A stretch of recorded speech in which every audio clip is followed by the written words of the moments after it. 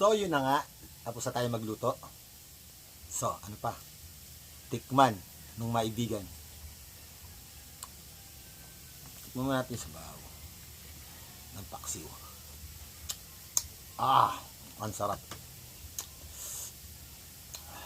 Appetizer.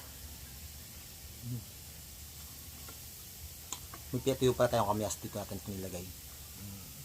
Bigay dito ni Papa. Sarap. Sarap ng kamyas.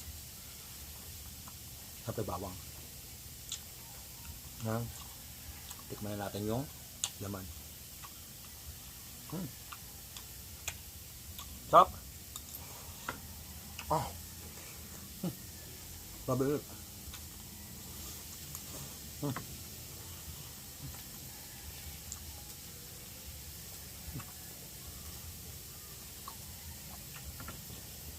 Ang palaya.